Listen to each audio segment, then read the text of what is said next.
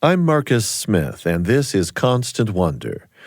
Join me on a quest to find awe and wonder in all nature, human or wild, vast or small, encounters that move us beyond words. And I hit this ribbon of scent. It's this narrow little ribbon from some flower just coming down like it had texture. It literally stopped me in my tracks. This incredible smell. To descend into the depths of the Grand Canyon is to go back 1.7 billion years. It's a visit to the geologic childhood of Earth.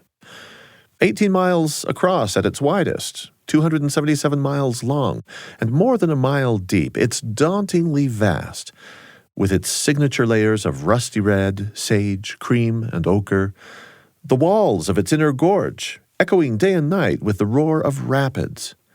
Any single visual feature of this place might overwhelm, but there's always more than meets the eye. If you stop up your ears and close your eyes, other senses may well discover what the eyes and ears overlook. I felt like I knew what it was like to be maybe like a bumblebee whose world is textured by the smell of the flowers around them. That's Melissa Sevigny describing a sensory summit she reached while deep within the Grand Canyon. Melissa is a science journalist at Arizona Public Radio. She's author of Brave the Wild River, the untold story of two women who mapped the botany of the Grand Canyon.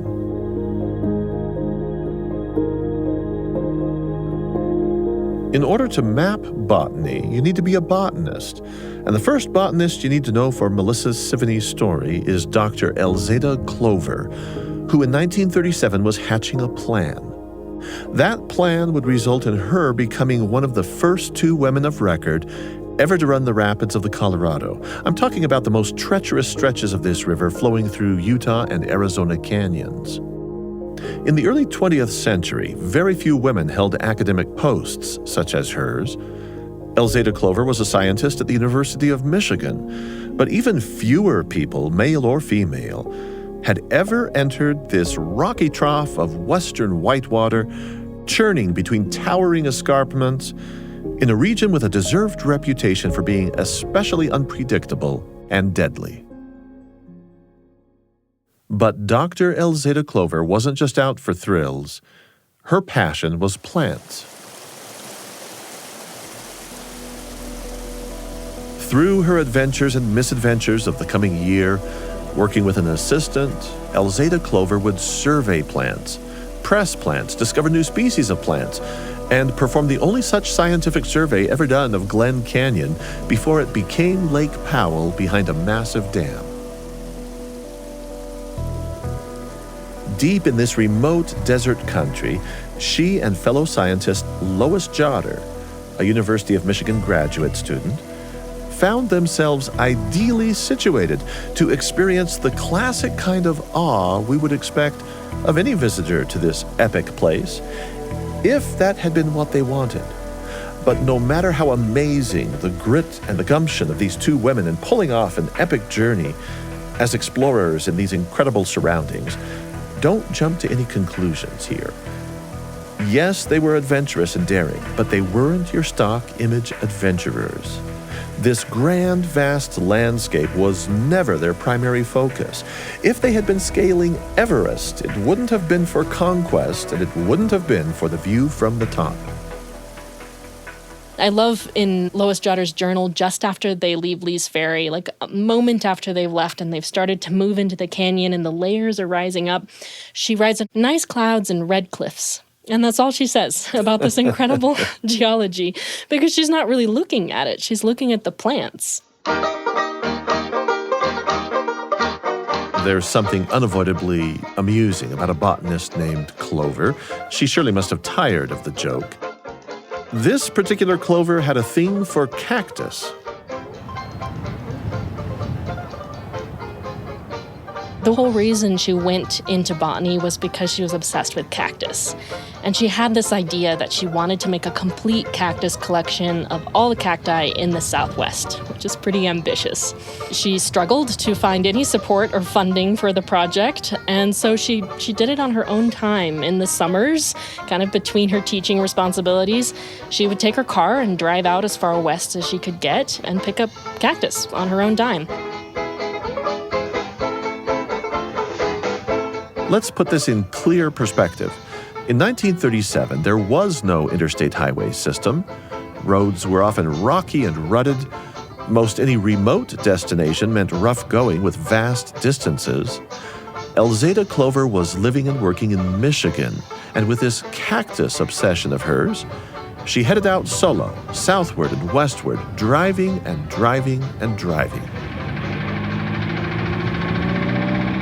She was doing this in the summer of 1937. She was out in Utah collecting cactus and staying at a place called the Mexican Hat Lodge. Mexican Hat, Utah is a tiny desert town on the edge of the silty San Juan River, not far from the Arizona border. The settlement takes its name from a large natural rock formation that looks like a sombrero. Today, in 2023, Mexican Hat has a meager population of a couple dozen people, and back in 1937, it was a fraction of that size. And one evening at the lodge, she sits down and talks with the person who owns it, whose name is Norm Nevels. And she discovers that he also has a deeply held dream, which is to start a commercial river running business down the Grand Canyon. And at this time in his life, he had been taking tourists down the San Juan River, which is a tributary of the Colorado, and it's a nice, calm, quiet river. But he had never done the Grand Canyon. He had never done any kind of whitewater river rafting before. So he was pretty inexperienced, and they get to talking, and they realize that this would be the perfect way for Clover to get her cactus collection. I mean, there's really no way to make a complete plant collection in the Grand Canyon hiking it. You have to go by river. And so the way Elzada Clover described it later is that they cook up this crazy plan in just a couple of minutes. They're going to recruit some more people. They're going to build some boats. You can't just go out and buy boats for whitewater river rafting at this time. And they're going to go down the Colorado River. When Elzada Clover came back from Mexican Hat and started looking around for a couple of scientists to recruit, she knew that she had to recruit a woman because it was the 1930s and it would be inappropriate for her to go off into the wilderness with just a group of men. Elzada Clover's concern for social propriety wasn't without reason. After the trip, our grad student in this story, the aforementioned Lois Jotter, whom the older botanist ultimately selected to go along with her, gave talks about the adventure to community groups. Here's what happened at one of her presentations. A woman came up afterwards and leaned over close to me and she said, "Tell me, did anyone try to take advantage of you on that trip?" And my mouth, I know, dropped open and I said, oh no. Everybody was very, very pleasant and very friendly. And she said, "Well, they're men, aren't they?" That's Lois Jotter herself, sitting in a boat along the San Juan River in Mexican Hat, Utah, reminiscing for writer and river historian Lew Steiger. Now, Elzada Clover didn't want to be responsible for someone else's fate and kind of hesitated. Lois Jotter was 24 years old at the time of this trip. She was a student at the University of Michigan. She was well on her way to getting her PhD, and she had formerly been a student of Elzada Clover's. Elzada Clover's a bit of a daredevil. She loves taking risks. She loves the idea that there's going to be danger, but she's nervous about inviting Lois because she's frankly worried about what could happen. The 40-year-old professor does, however, see her way clear to inviting the younger botanist to join the venture. Lois just jumps on it. She's thrilled to be invited on this trip. And she spends a lot of time over the next few months writing letters to her family, particularly her parents, to basically convince them to let her go. They are not excited about this. They're excited about the opportunity for their daughter, but they're quite nervous about the dangers she's going to face. No sooner does word begin to circulate about Clover's ambitions than the naysaying begins. No woman has challenged the Colorado and survived. That phrase echoed everywhere, from the mouths of skeptical university colleagues and whitewater boating experts and, of course, fearful family members. Ultimately, the newspapers chimed in, too. It was true. No woman had survived the Colorado. None that we know of, but it was also a deceptively silly thing to say, because only one woman had ever tried. December 29th, 1928. The Associated Press. Hopes for canyon venturers dying. Veteran riverman thinks Hyde and wife perished in swirling waters. Conviction that Glenn R. Hyde and his wife perished on the swirling waters of the Colorado River, which they attempted to navigate on a honeymoon trip, was expressed here today by Emery Kolb, veteran riverman. The riverman reported that examination of the scow used by the couple to shoot the river rapids indicates that disaster had overtaken them near where the craft was found, lodged in the rocks which clog the tortuous canyon riverbed. The disappearance of Bessie Hyde with her husband had left a lot of people thinking of the river as no place for a woman. One man loudly voicing the sexism so typical of that era was a certain Buzz Holmstrom. Holmstrom was an Oregon gas station attendant in his 20s, and just the year before, he had made quite a splash nationally with his own hand-built version of a Mackenzie River drift boat. So he was quite famous at this time. He had gone down the Grand Canyon solo in 1937, the first solo trip on record, and he had become kind of a media darling. And there were all of these stories about Buzz, they described him as a he-man's hero, right? This incredibly manly person, and it was his manliness that enabled him to survive on this dangerous trip. And he was quoted in the Saturday Evening Post. At Green River, Utah, I heard about the last expedition before me. A daring young river runner named Hyde had started there with his bride to honeymoon through the canyon. You know, women have their place in the world, but they do not belong in the canyon of the Colorado. That article came out in February of 1938, just a week after Lois Jotter tells her entire family that she's going to go run the Colorado River. And it's terrible timing, and everybody she knows reads the story. And there's this flurry of sudden concern, like, wait a minute, only these, burly, manly men can do these kinds of things. So Buzz starts off in the story as almost the villain, he overshadows their trip. It's very frustrating. Clover worries that she's not going to get grant funding after that article comes out. It has real consequences for their planning. Because the danger of what they were about to do, along with the fact that they were female, quickly overshadowed their scientific focus. Here's Lois Jotter again, decades later, speaking with Lew Steiger. The first publicity that came out about the trip came because I told a friend of mine what my summer plans were. And her mother looked at me and she said, "Have you seen that river? Do you know what you're doing?" And I lied and said, "Yeah, I've seen the river," knowing that I had seen pictures of it and read all of the accounts of it, and I didn't feel that I was unaware of the fact that it was a dangerous trip. So the headline came out in the student newspaper, which was widely read in Ann Arbor, that said, "Women botanists to collect on the Colorado River." And the news services picked that up. And that was really more publicity than I wanted. So the story, Melissa, gets a little bit out of control? Oh gosh, it does. It really does mushroom. And by the time they actually drive out to Green River, Utah, it's national press.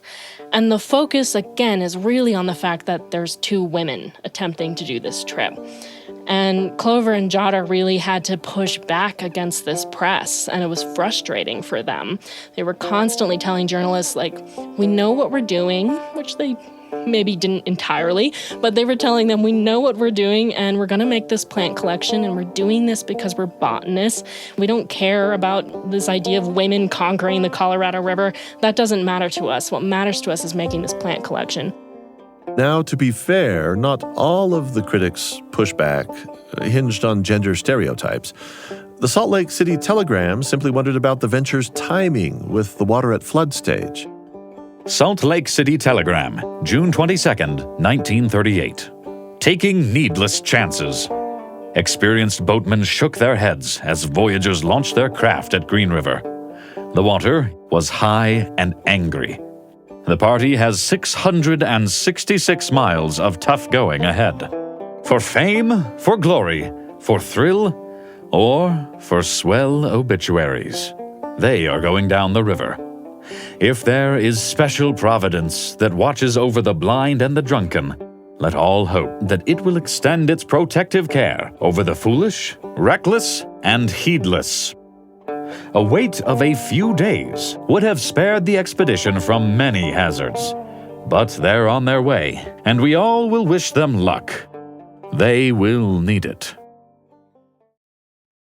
Here's Elzada Clover's description of the moment of departure.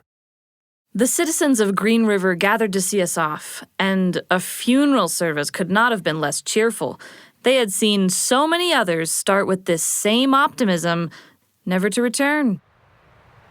And here again, Lois Jotter, several decades later, recalling how they were sent off by the various gawkers.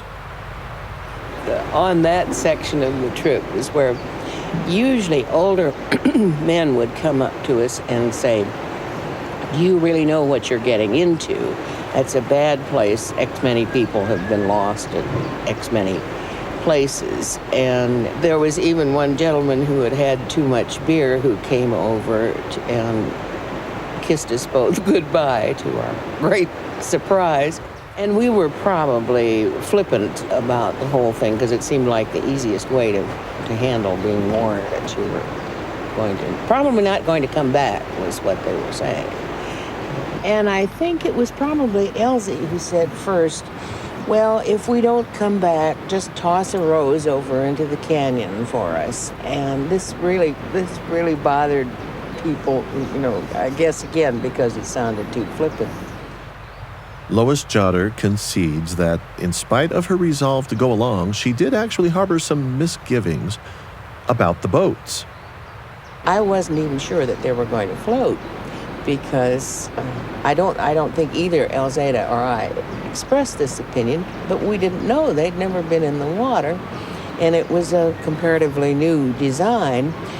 So I was really quite relieved when I thought all we'd need would be to have one boat sink before we ever really took off. But the boats floated, and as the party disappeared down the river swollen with heavy rains, newspapers offered an unrelenting drumbeat of doom. June 26, 1938, Associated Press. 3 fragile craft carrying 2 women and 4 men were somewhere in the Grand Canyon today, drifting down the roaring Colorado River. The party braved the churning rapids of the mighty gorge in the interest of science, following a course where tragedy has taken a heavy toll of explorers and prospectors. If their kith and kin were following the papers, and you can bet they were, what they saw in print was a picture of almost certain disaster downriver. The botanical purpose of the expedition received only scant mention. One journalist in Salt Lake City did manage a botanical reference, a disparaging remark about the pursuit of a few botanical freaks. Not, by the way, referring to the scientists themselves. Plants were the freaks, yet the innuendo seems unmistakable. We have some whitewater ahead of us yet in this episode of Constant Wonder. It's about the first 2 known women to shoot the Colorado River rapids of southern Utah and Arizona's Grand Canyon. Melissa Sevigny presents all the compelling details in her book, Brave the Wild River, the untold story of 2 women who mapped the botany of the Grand Canyon. I'm Marcus Smith.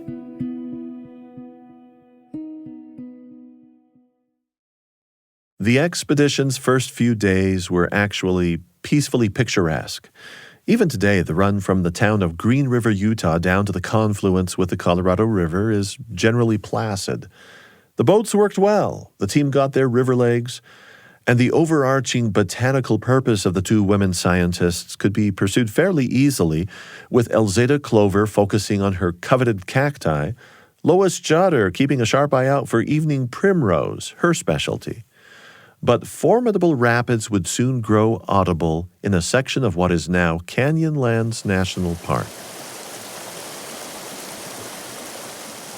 June 27th, United Press.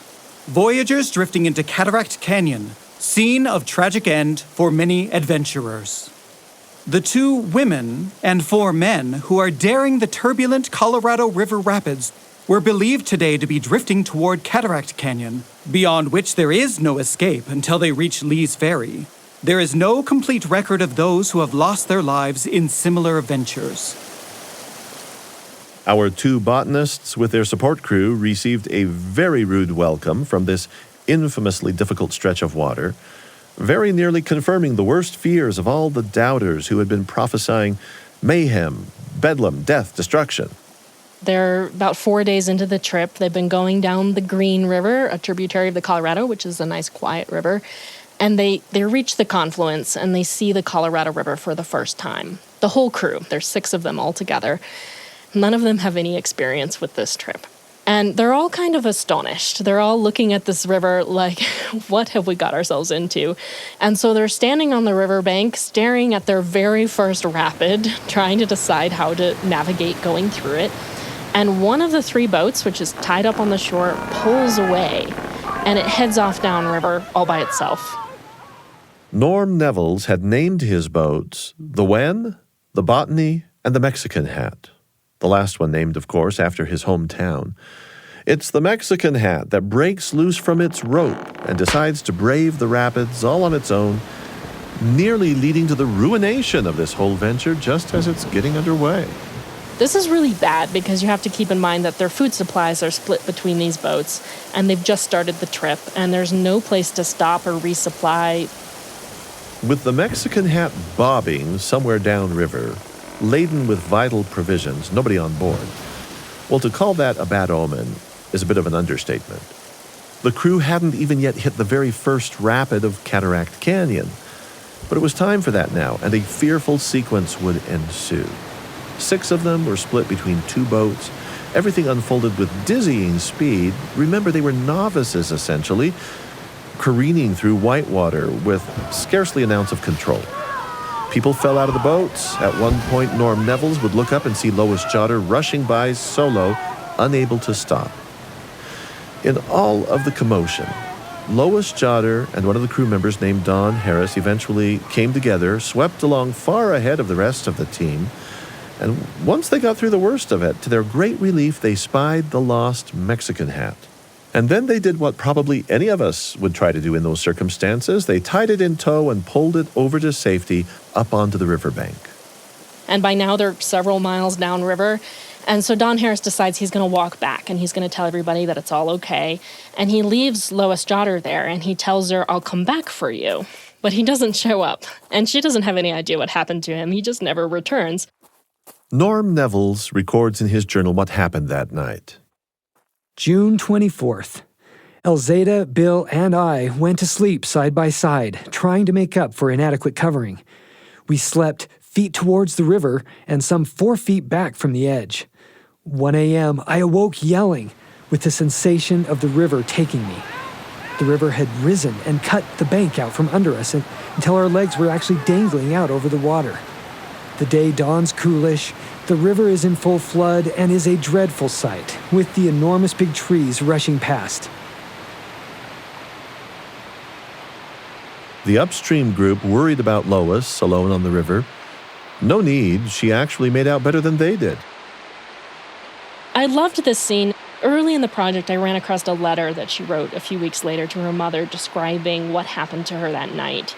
She's all alone, all night, on the banks of this incredibly wild river. Everything that could go wrong went wrong that day. And she builds a fire and she eats some toast and she has 2 of the boats, so she has almost all of the bedding and almost all of the food. Everyone else is quite miserable that night and freezing cold. She's quite comfortable. And she just describes the experience of listening to the river and the sounds of the night around her. And she says later to her mother, "I had a lovely time."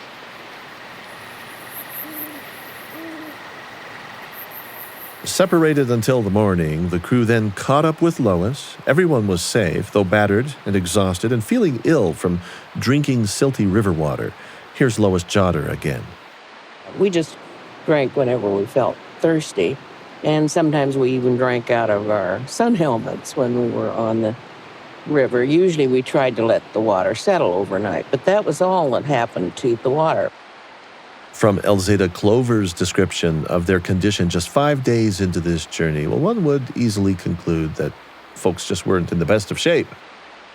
Jean was quite ill from drinking the river water, which left a sort of clay lining in the mouth and throat. And most of us were nursing infections and bruises and blisters as we worked with wet, sand-filled shoes and usually drenched clothing. On June 29th, disaster was again narrowly averted, this time at Gypsum Canyon Rapids at the lower end of Cataract Canyon. Norm Nevels paints the scene. It was just 1:20 p.m. Just then, I noticed I couldn't see the river below.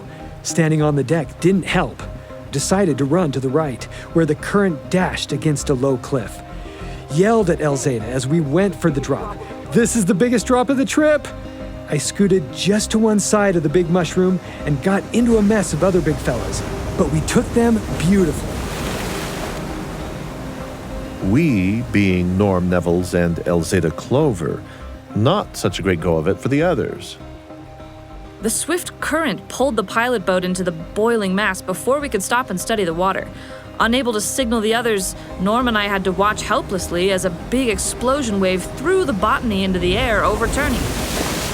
Bill popped up some distance from the point of upset. Jean appeared, clinging to the overturned boat, which was swept towards us.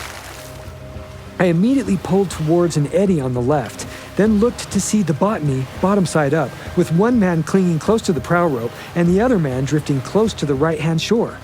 I finally got to an eddy so as to hold up to catch the Botany as it went by. In the meantime, the Mexican hat came through all right and made for the drifting man. Lois Jotter and one of the boatmen, Don Harris, jump into one of the other boats and they chase it, bailing out the boat with an empty coffee can as they go through 6 or 7 rapids downstream. While Lois was bailing, Elzada had leapt audaciously into the water to swim and pull lines alongside the men. Here's her blow-by-blow. We were swept over 7 big rapids and innumerable smaller ones before a dull boom came to our ears. Dark Canyon Rapid was ahead, and it would be deadly to run. Jean put every ounce of strength behind the oars and succeeded in getting within 10 feet of the shore. As the current started to pull us out, I turned the towboat over to him and jumped with the Wen's prow rope. I hoped the water would not be too deep. But it was, and I went under clutching the rope. As I came up, Jean jumped in to help me, and the tow rope was jerked from his hand. Jean groped around in the muddy water and found the rope. I swam to the shore, struggled frantically to snub the rope around a rock as the current tugged at the Wen.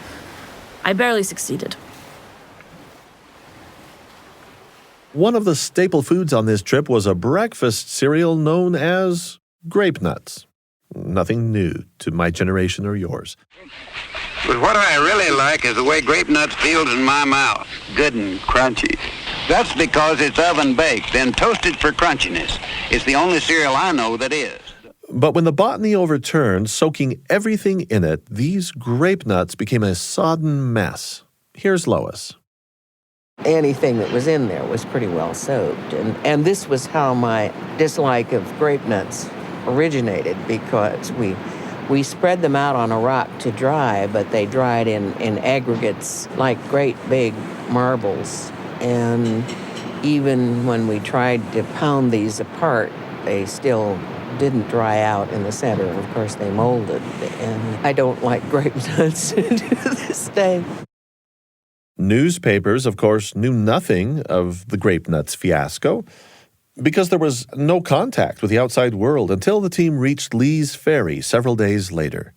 In the interim, reporters could only wait and watch the clouds. Here's the ominous United Press Wire Service report from July 2nd. River conceals scientists' fate. The Colorado River was reported at flood stage today, arousing fear for the safety of 2 flora-minded women and 4 adventurous men who are attempting to shoot the river's rapids. In spite of the fact that the expedition is not scheduled to arrive at Lee's Ferry until Monday, rivermen here watched the waters flow for bits of wreckage or evidence of the party's fate. Ironically, the media had started to get worried just as the expeditioners reached Glen Canyon, which back then happened to be a calm, lovely stretch of the Colorado. This was, of course, before the building of a dam to form Lake Powell. They spent several days drifting along peacefully in a picturesque place. Specimens successfully collected by this juncture were remarkable in variety. Netleaf hackberry, prince's plume, sand verbena, woolly loco weed, alkali bulrush. You were right with me up to grape nuts. Not to say that these days of floating and collecting were without tension in the party. Maybe it was Norm Neville's leadership style, but all we really know is that he and Elzada Clover, the authority figures on these boats, somehow became the target of backbiting. No more rapids to run.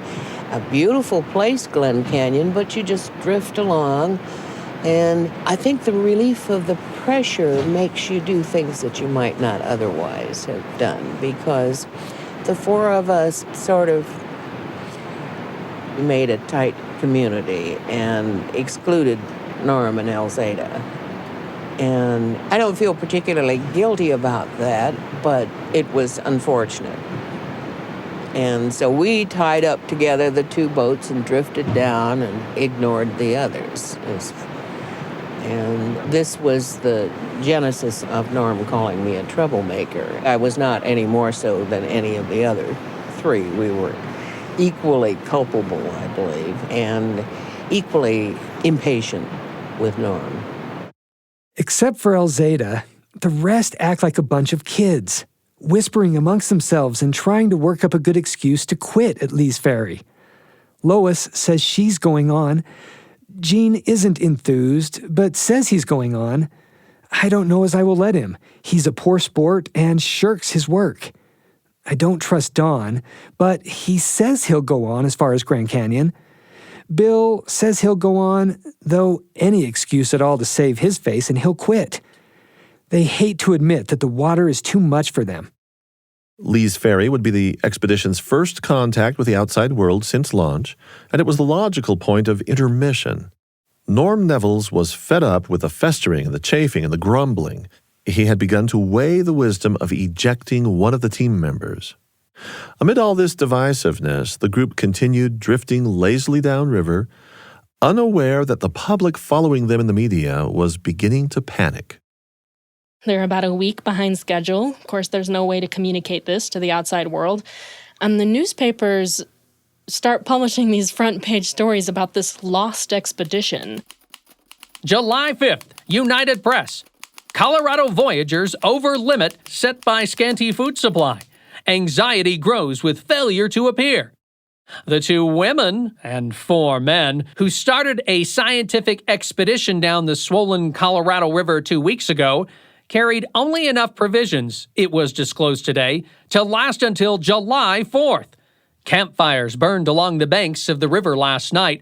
Watchers hoped that members of the party, riding in 3 small boats, might see the fires and know that help was near.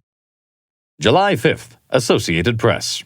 Heaving waters of the ominous flood-tide Colorado River were watched today with apprehension by 2 government employees awaiting arrival of a 6-member scientific expedition from Green River, Utah, 300 miles upstream. Only the belief that the party, scheduled to arrive here yesterday, was delayed by long portages around particularly dangerous rapids, kept the spirits of the 2 lone residents of this northern Arizona outpost buoyed. airplanes start diverting their routes so the passengers can look out the windows and try to find wreckage on the river below them. And this is what everyday stories in the national press are saying. And so Lois Jotter's family is terrified, and they're writing letters to each other like, maybe we shouldn't have let her go. They're so very frightened. And Jotter's oblivious to all of this, and she writes some very cheerful letters when they finally arrive at Lee's Ferry and can get some mail out where she's like, I'm having a great time and I'm really looking forward to going further. And meantime, her family is just in a state of panic. They're camped on a sandbar one evening when a plane swoops overhead and all of these little bits of paper start falling on them from above. And so they all scatter trying to catch one of these bits of paper. I found one in one of the archives. I looked at the actual piece of paper that was dropped, and it's on this very thin typewriter paper, typed out with all of these little crossed-out moments where they made mistakes. We are a U.S. Coast Guard airplane looking for a party of geologists from the University of Michigan who are overdue at Lee's Ferry. If you are that party, will you please give the following signal? Everybody lie down, then stand up again. If you're in need of food, everybody sit down. If you are entirely all right, everybody hold his arms horizontally out from his side. It is most important that we determine who you are, so please identify yourselves by giving the first mentioned signal first. And so they had great fun doing this. Yeah, that's how intense it got for a while. Colorado River scientists get through rapids safely. Fears for expedition allayed as flyers observe replies to notes about conditions and food supply. The overdue Neville's expedition was reported 20 miles up the Colorado River from here today, ready to surge into Lee's Ferry and their first contact with civilization in 18 dramatic days. July 8th, Lee's Ferry. As we pull up to the right bank, I see the reporters sprawled around sleeping.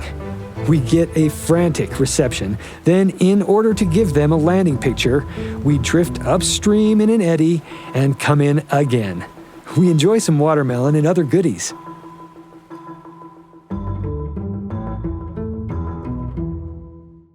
The breather at Lee's Ferry proved critical, not only to reprovision, but to restaff. With 2 men on the team calling it quits, it looked as though the expedition was going to be scuttled. But Elzada Clover and Norm Nevels were both determined to take things all the way to Lake Mead through the Grand Canyon proper. So they managed to find some replacements. That pit stop at Lee's Ferry was significant for yet another reason. Buzz Holmstrom himself shows up in person to meet these 2 women that he's been reading so much about in the news. You remember Buzz, don't you? Women do not belong in the canyon of the Colorado. You can tell he's a little nervous about this. Like, he shows up thinking, like, they're going to ruin my plans, because he intends to go down the river again later that year and try to make a movie about his adventures and sell that movie. He's always hard up for cash, right? And how can he do that if suddenly this is the kind of trip that even women can do? So I think he's a little nervous, and he shows up at Lee's Ferry. At this point, Elzada Clover has gone off to recruit some more boatmen, so it's just Lois Jotter there. And I think they're both surprised. Neither of them meet the person they were expecting to meet. They spend about a day and a half together, and in the course of that day and a half, Buzz Holmstrom changes his mind. And he actually writes a letter to his mother right after meeting Lois that says, the women on that trip are really doing better than the men. He presents her with a gift, a good luck charm.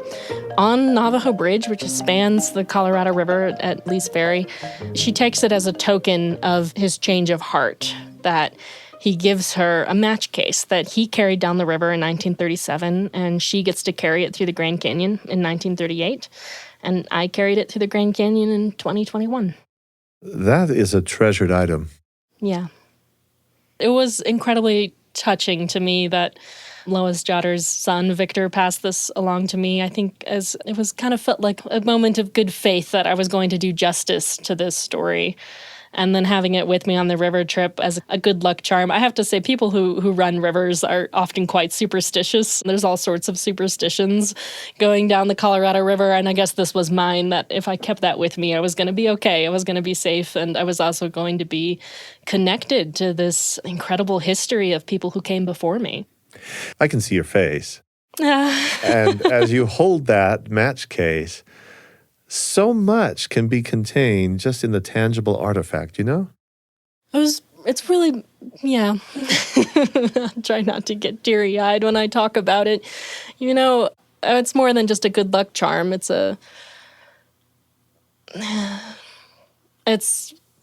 tangible. Being able to touch a piece of history and connect with these people who really lived. They're not just characters in my book, they're real people.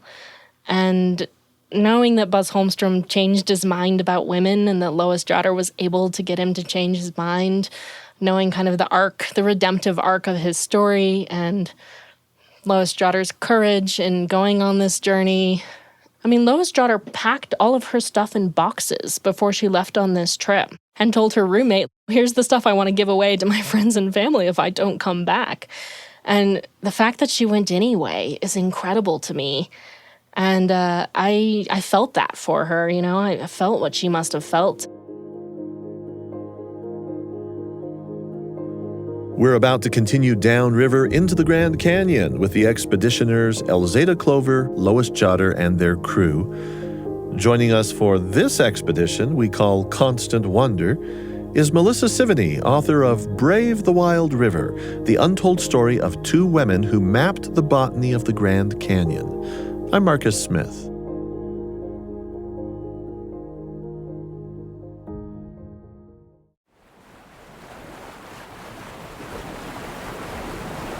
July 9th, Associated Press. Inculcated against fear by 18 dramatic days of plunging down one of the West's mightiest rivers, two women, one of them nearing middle age, awaited eagerly today the start of the second half of the Colorado River descent to the quiet waters behind Boulder Dam. Informed that the 6-member scientific expedition still had the turbulent rapids of the Grand Canyon to navigate, 40-year-old Elzada Clover, plump University of Michigan botanist, said, "We know what to expect. Rapids frightened me when the trip started, but now I know how to handle the boat." This style of reporting, you just can't take it at face value. Photos from the expedition show Elzada to have been of medium build, hardly plump. I rather doubt this correspondent was ever on the scene. Her 25-year-old assistant, Lois Jotter, was anxious to get underway.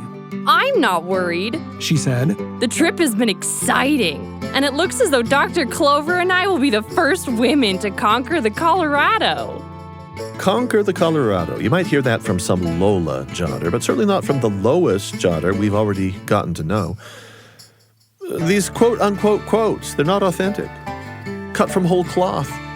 I mentioned to Melissa Sevigny how doubtful I am that these reporters were ever held to very high standards. Not at all. And I could tell that from their diaries because they commented on it. They would say things like, well, I told them this, but the quote was this.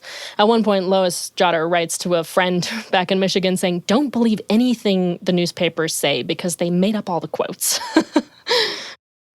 We've included newspaper accounts here, warts and all, partly to capture the spirit of the times, but also as a reminder that these were in fact the same kinds of articles that friends, family, and relatives would have been poring over from start to finish of this expedition.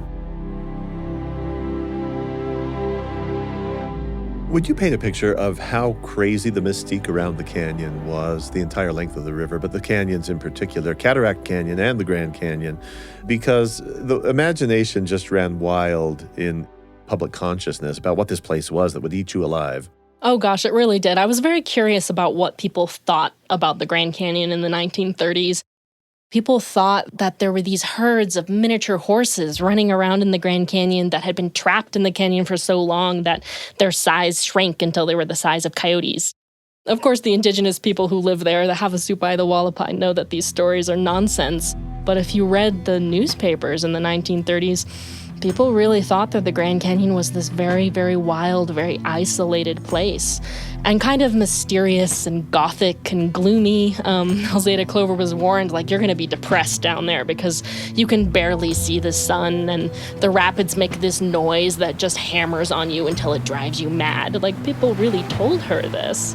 Of course, when they get down there, they don't feel that way at all. They really connect to how lovely and beautiful it is. But I think they were brave for going anyway after being told that that's what they should expect. Every additional river mile instilled greater confidence in Norm Nevels and his crew. Downstream, at the end of the journey, they were running several rapids that much earlier on, say in Cataract Canyon, they would have lined, which means leading along empty boats by rope while walking the banks. July 18th, Grapevine. We pull in on the left, barely above the head of the rapid. The roar is terrific and impressive. Under different circumstances, this would be considered unrunnable. But lining would be exceedingly dangerous, if at all possible. And of course, portaging is out of the question. The complications of big holes and lashing waves doesn't look good, but it has to be run, and here we go. Wicked ride. I pull in on the right below so as to get pictures of the other boats. They come a-tossin', and all safe at 3:20 p.m. Journalists seemed almost gleeful to pass along the ominous figure 666 when reporting total miles the party needed to cover from Green River, Utah to Lake Mead. Over that entire stretch were only 2 points at which the so-called river rats could make contact with society and enjoy a few days' reprieve, some of the creature comforts of civilization. The first point being Lee's Ferry, and the second access point at Bright Angel Creek. From the river there, an 8-mile trail leads nearly 5,000 feet up to the canyon's south rim and Grand Canyon Village. Elzada made most of the climb to the village on her own, but after 6.5 miles, in triple-digit heat, she was completely spent. Norm Nevels ran ahead and had a mule sent back down for her. They gave themselves a 3-day break, and then it was back down the trail to the boats. Diary entries by Norm Nevels now grow uniformly upbeat and confident. July 29th. I frankly have been surprised at the rapids of Grand Canyon. Expected more severe rapids. Guess I'm used to them. If it hadn't been that I want a sure thing in getting through perfectly okay, and no upsets, I would have run Lava Falls. It isn't so much. 43 days. It takes them 43 days to do this trip, including the few layovers they had, contact with the outside world. But for the most part, 43 days on the river. They arrive at Lake Mead. They discover the boats they're in are not designed for rowing over a lake in 110-degree temperatures. It's quite awful. It's going to take them 3 days to do that. Heat stroke would have been a real danger. Luckily, they don't have to, because Buzz Holmstrom shows up with a motorboat and rescues them. He ties up the boats, tows them all the way to Lake Mead, and it is kind of a triumph. There's press there, there's a congressman there, there's a few family members there waiting to greet them. Buzz Holmstrom again. It's too much like the movies. You need a Buzz Holmstrom. Everybody needs a Buzz Holmstrom every so often. Somebody who may not get it at first, but slowly comes around and then shows up when needed most.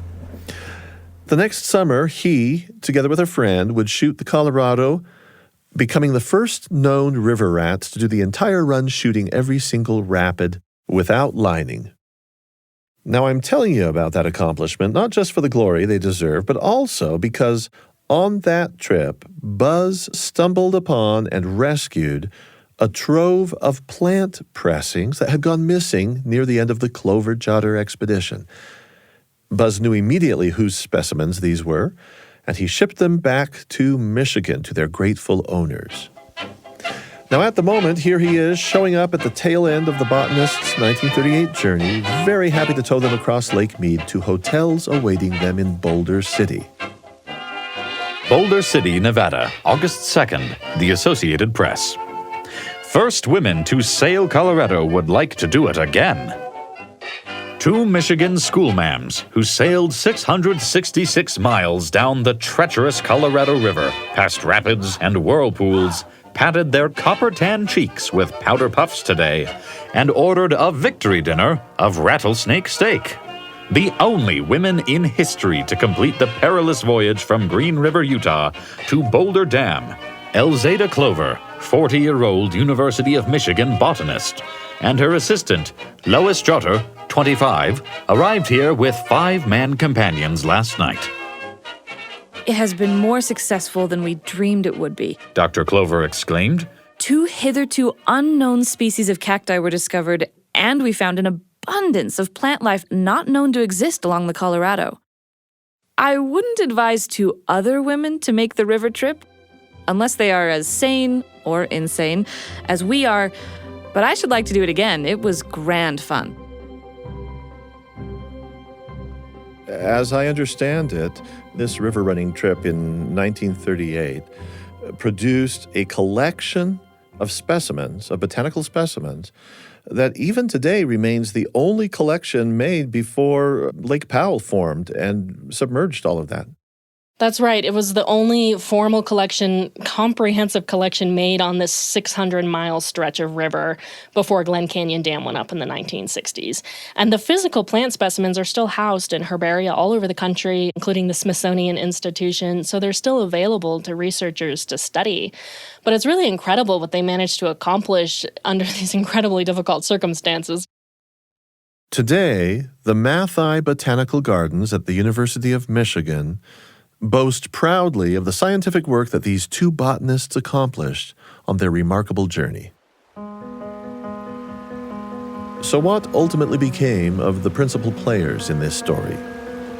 After earning some well-deserved fame as the Colorado River pilot, Norm Nevels, along with his wife Doris, died in 1949, crashing in a single-engine Piper Cub that they relied upon to navigate and supply their far-flung enterprise. Buzz Holmstrom also came to a tragic end, dying in 1946, an apparent suicide. Elzada Clover continued to teach and research at the University of Michigan, retiring in 1967. She moved to Texas, where apparently it's easier to grow cacti. Lois Jotter married another botanist with whom she had 2 children. After her husband's death, she taught botany at the University of North Carolina, Greensboro, until she retired in 1984. And get this, she ran the Grand Canyon for her last time at 80 and died at 99.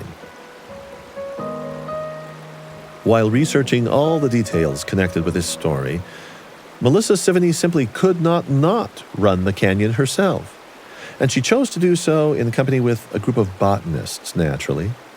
And as you've already heard, the self-same match case Buzz Holmstrom had taken on his solo run and then presented to Lois Jotter at Lee's Ferry as a gift, well, it went down the gorge a 3rd time in Melissa's possession. I'm going to read to you something you've written. Here it is. The boats drifted between deep red walls, which when lit by morning sun turned pale gold layered on rose. Windows and doorways opened high on the cliffs, as if built for gods or angels, bits of blue sky showing through. In some places, rocks were stacked as neatly as if by a bricklayer. In others, they made a disordered jumble like a child's tower kicked to pieces. It was a place to overwhelm and bewilder the senses. Fragrances so strong they had texture, colors so bright they rang like harp strings plucked by long, nimble fingers of sunlight. The bewilderment of the senses. What do you do with that? I'm glad you read that section. It's almost, well, not word for word, but it's directly from the journal I kept when I went on my Grand Canyon River trip. This is something a true historian would never do, but I wanted to fill in the gaps of what they were seeing and describing. You know, the diaries were wonderfully detailed about kind of the events, but sometimes they would just say, it rained today, or nice clouds and red cliffs. And I wanted to be able to fill in what it was really like to be down on the bottom of the canyon, and that bewilderment, something I wasn't expecting going into it, despite all of the reading I had done, about this trip beforehand. Part of that section you just read comes from an experience I had early in the trip hiking up a side channel in the Grand Canyon, this narrow slot canyon. You're kind of moving along these twisty red walls. And there's these beautiful plants just kind of fountaining out of the walls around you. And I'm walking along, and I hit this ribbon of scent that stops me dead in my tracks. It's this narrow little ribbon from some flower, which I hunted for and could not find, just coming down like this, it had texture. It literally stopped me in my tracks, this incredible smell. And in that moment, I felt like I knew what it was like to be maybe like a bumblebee whose world is textured by the smell of the flowers around them. It was incredible, and I'm not even sure I can describe it in words. But your human senses are inadequate to experience a place like the Grand Canyon.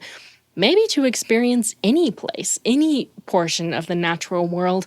We're so limited in what we can see and hear and smell. And you go down to a place like the Grand Canyon and all of that just gets jumbled together in a way that shows you how tiny you are as a human being, and also how connected you are to this beautiful world around you.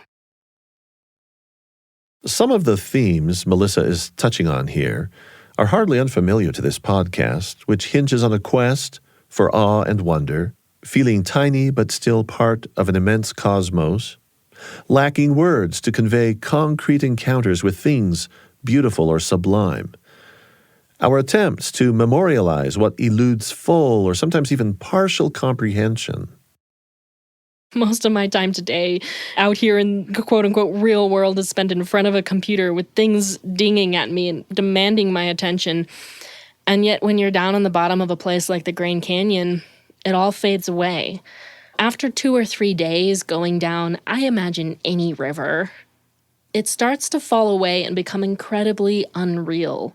You forget that cell phones exist or that emails exist. And the only thing I really thought about down there that was connected to the outside world were the people that I care about, people like my husband and my family and my friends. But I didn't think about email or work. I was just there. I was just present. And I think being out in the natural world teaches you what it really means to be human. I'm Marcus Smith. You've been listening to Constant Wonder. We'd like to thank Melissa Sevigny for visiting with us about her beautifully written book, Brave the Wild River, the untold story of the 2 women who mapped the botany of the Grand Canyon. We'd also like to thank Lew Steiger for allowing us to use his recordings of Lois Jotter's Recollections. Thanks to Kyle Remand, Ryan Clark, Brian Tanner, Eric Glismeier, Audrey Hughes, Kristy Lindstrom, Becca Hurley, and Barry Squires for helping us voice the various roles you heard in this story. Sound design was by Trent Reimschussel, Carly Wilson, and Josh Fouts. Today's episode was produced by Eric Schulzke with help from Meimi, Tipples, and Lily Jensen. Constant Wonder is a production of BYU Radio.